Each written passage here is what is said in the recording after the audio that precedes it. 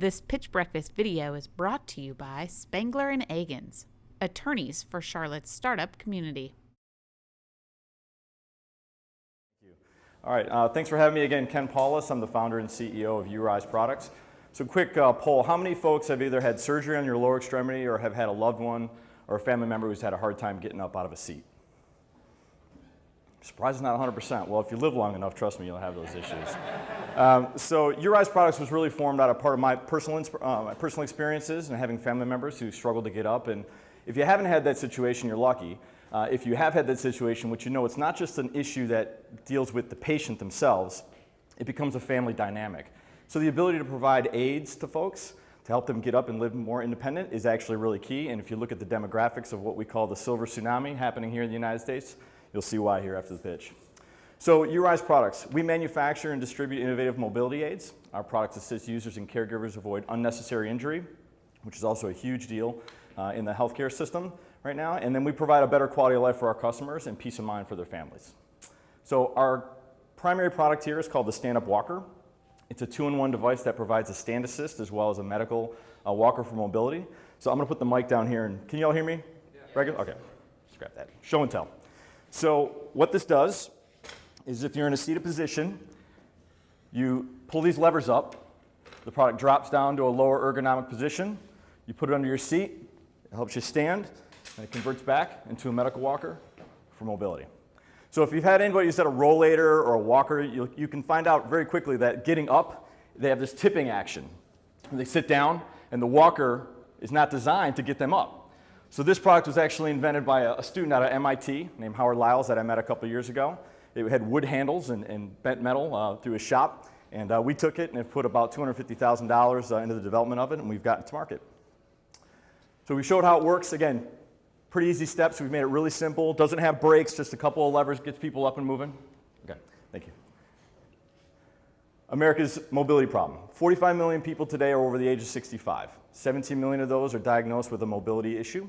5.5 million of those are veterans. The U.S. adds 10,000 people a day to the category of 65 and older, and by 2060 we're going to have over 100 million people in this country over the age of 65. Think about that. So today's population in the U.S. is just over 300.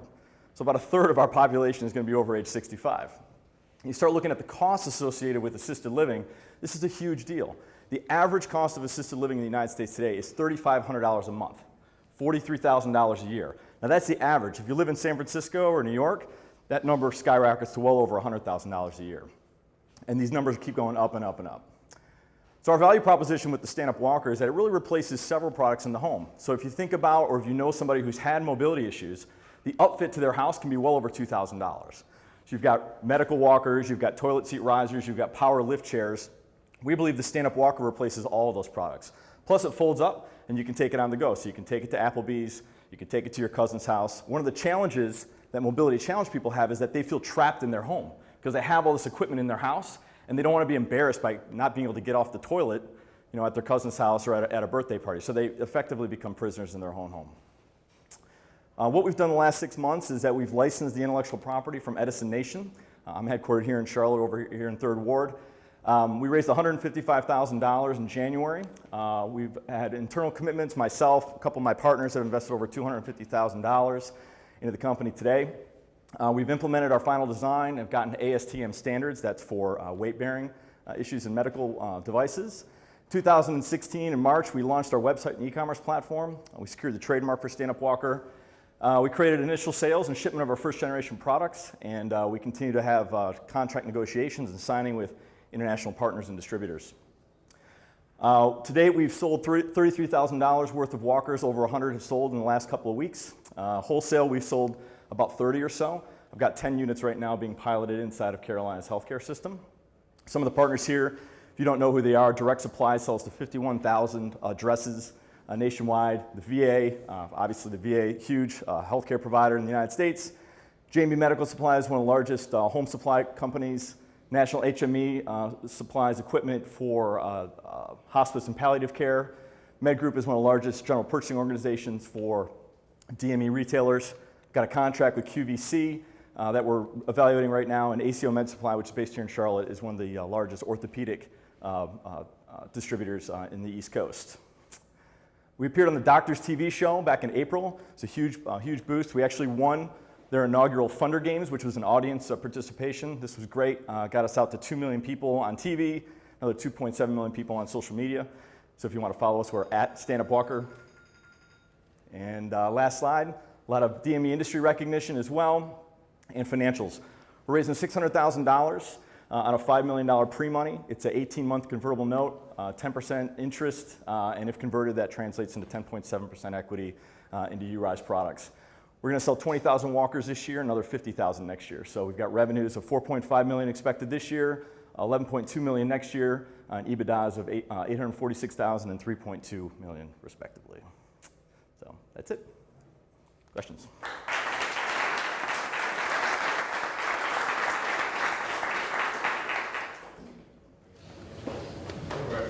I'll start. So love the passion and enthusiasm, and love the real-time demos. Show and tell. It's always hard to do that with a technology Right. platform and stuff. It's usually a little bit easier if you can do it with a physical product. And again, things that I like, right? So I love that you did. Here's my problem. Here's our solution, right? I would have. Well, actually, again. I like kind of the market, how big is the market, how many people it is, right? There was a little bit of a disconnect between that too, and I know you ran out of time, we got rushed on the last slide too. Here's the market and here's what we're going to get. Yeah. And you did a little rush, but you got to the bottom up forecast, which is always useful. And maybe you said it, but I didn't get it, was the top down, right? So if you looked at your forecast, and I think if I heard this right, you're going to do 20,000 write-ups this year, Yep. 50,000 next year. That's right, yeah. And that's when you have 4.5 million and 11 point some odd million. Mm-hmm. I was like, bang, Yep. Yep. So I captured that.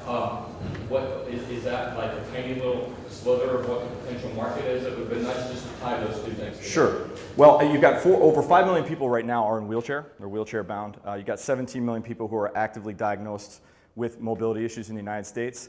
Walker sales, you have well over a million walkers that are sold a year in the United States, and so we would be capturing a percentage of that. But I can tell you, Daniel, that this product, when people have walkers that buy this product now, and this is a total game changer for them. I mean, our customers that right now, the testimonials that we're getting back, and we've only been selling for about a month. So we've done about $40,000 in less than a month since we launched on the doctors, and so it totally replaces that. And the value proposition for the product, depending on who you pitch to, is a little bit different. So Carolinas Healthcare, as an example, we're in 8 rehab facilities right now. The rehab people love this because they spend so much time in the hospital helping people get up and down who otherwise want to be more mobile and independent. And that has a lot of cascading value to them in terms of their patient outcomes as well as their time management. People who are in the home, a lot of our customers right now, they're not the users, they're the family members of the users. So they're buying it for their mother, they're buying it for their uncle, they're buying it for their friend to help them get around and be more independent. So I think the numbers are actually relatively conservative. The first time I saw this invention, and I found Howard's thesis online when he was at Harvard, or he was at MIT, and then we tracked him down to his graduate level work at Georgia Tech. That's how we ended up getting the deal. I thought this was fundamentally changing the walker industry. I don't see why people would ever buy a regular walker again. I think this is the type of thing that supplants that sector. And that design, by the way, hasn't changed since the 1960s. And the price point, is it a similar price point to the existing walker? We actually charge more. We charge $299 MSRP. And the reason we charge that is because this hinge technology right here is actually quite expensive to make. This is all made in the United States. It's the only durable medical product like this category that I know of that's made in the US. We actually make it in a factory in Goldston, North Carolina. We wholesale this for around $200. We drop it down to about $175 based on volumes and the different partners and channels. If you look at the cost of replacing all those products I put up there, it's about $2,000. Powered lift chairs are anywhere between $800 and $2,000. And the equipment alone, if you had a walker and 2 toilet seat lifts in your house, this would be cheaper than those 3 products combined. Yeah, so that's a good segue. That's what I wanted to see. Actually, I'm nitpicking here because it's a really great pitch, by the way, but you just nailed that's the slide that I want to see. Yeah, the price point, I thought about that, the price point piece. That's the shift that you're demonstrating, like, hey, there's a shift happening in the market. Number one, like, just to go back, my original thought was, again, it's like huge nitpick here. You went from kind of the product to the marketplace to the size to the problem. There's 100 million aging, 6-year-olds in the United States, and then you kind of went back to the value proposition of the product. Yeah. I would get that value prop back up front, Yeah. and then I would transition into, this visual is good, I think you just need to tweak it and be like, all these products, Yeah. right, there's 100 million households where all this money is being spent, and for $300 retail, 200 wholesale, we changed the game. And then the next slide, I actually liked the breakdown of wholesale versus, or direct versus wholesale. Mm-hmm. And then maybe just kind of talk more simply about that. Like, I think the logos are helpful, but I think logo slapping, unless, I don't know if it really helps, right? So I would just say, like, here's how this distribution model works. Yeah. And explain that to me. I was really looking for some of the data that Dan was trying to find too. Like, okay, because once I think you figured that out, then I want to talk to you about what have you guys learned so far. A lot. Right. And I'm sure, right? So that's the A lot, conversation yeah. I want to have, a 5 to 10 minute pitch. And getting to this, I think this is everything in your business. This is the business, right? This is the business model, yeah. And there's direct to consumer. There's direct to consumer, and that's all part of it. The other thing I didn't talk about here is that this is the first product of URise, but we have several products that we're bringing on board, and the multiple in this industry is actually quite significant. We've gone away from Medicare reimbursement, so a lot of people ask, is this covered by Medicare? The answer is no, and if you talk to anybody in the industry, they've all moved away from that, so it's a cash pay item. One of the other interesting things about the market, when we start looking at, is health savings accounts. There's $25 billion sitting in health savings accounts right now on those little credit cards, idle, right? And so as people become more and more engaged with their medical devices and their costs, they're demanding function, they're demanding style, they're demanding products that fit how they want to live, not having a product somehow be cobbled into making them functional and making them independent. That's helpful, yeah. I think that's all good stuff. I would say, as much as you can, raise up in altitude, give the distribution model, it's get the simplicity of it just laid out so you can nail that, and then pivoting into why you're going to convert on it. The one other thing I would say, this is again a small nit, but when you kind of are wrapping on the deal, like here's a transaction, I want to raise money, again, I'd say less is more there. I was a little bit like, okay, so you're pricing equity and raising a convertible note, like that's weird to me. Well, it's an option. It's the investor option. So yeah, so they can convert it at any time. And one of the things that we looked at, it's good feedback. One of the things we looked at is we think the way our EBITDA numbers look and our volumes, and these are not like finger in the air projected volumes. I have a memo that attaches all of our volumes based on our contracts today and what the expectations are for our customers. But in this case, if you're looking at a 6x multiple on 3.2 in year 2, by the time that 18-month rolls around, you'd be a fool not to convert, really. Of course, yeah, and I get that, but I think that's the one thing, and I'm not speaking for all investors, but like, just let me know that you've got a round open, or that this convertible note is either, I was just a little bit like, okay, there's a lot on there. Yeah. Hey, we're going with a convertible, basic terms, just kind of almost be like, you're cool about that, like no sweat on the transaction. It just was like, you kind of, when I went to the prior slide, it was like, I license technology, like you have a lot of layers of complexity, and that just kind of put me a little bit on my toes, like, okay, like there's a little complexity here. And I think, again, this is a super nit point on your pitch, but I think less is going to be more to invite and really like sharp-minded investors to want to engage with you. Because once they get the meat and substance of what you're doing, I think it's just like, how do we do this? Yeah. Versus like, hey, you're kind of tweaking my spidey sense here. Like, I'm like, why so complex? Like, why are we? That's a super nitpick, but anyway, I thought that was awesome. And I'll add on to that. So and again, these are more nitpick. The presentation is very good, but a couple of things that kind of raised a little alerts for me, right? So one was white space is your friend, right? And I know that very generally what they cram all kinds of crap onto their slides, right? But when you're going through it, and especially if you're going through it fast, less is more, right? And I know it's hard to do less, right? And this slide is a great example of what Mark was just saying. Pre-money, post-money, here's how much we want, and oh, by the way, we're doing it in the convertible note model, right? Okay. Just something simpler, because I was trying to grab all the notes and I failed miserably. Okay. What you were actually doing. Sure. And then the other little thing that you lobbed in there that frankly, in my mind raised a lot more questions than I had answers to it, was the fact that you licensed this, you're paying some kind of royalty fee to somebody, right? As an investor, right? That's always a big. I need to, if I'm really going to, get over that hump, I really need to know what that licensing deal looks like, right? Sure. Worldwide exclusive terms, Yeah. and I can provide the minimums Yeah. that we're required to maintain that.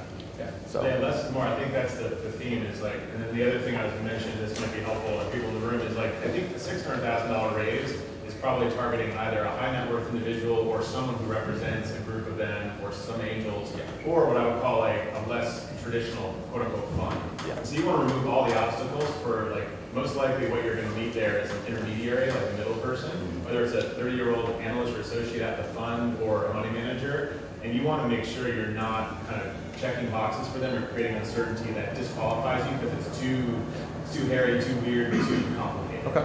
And that's where you'll just lose. You're just trying to bring fish into the funnel here, right? Yeah, Like you want people to look at your deal.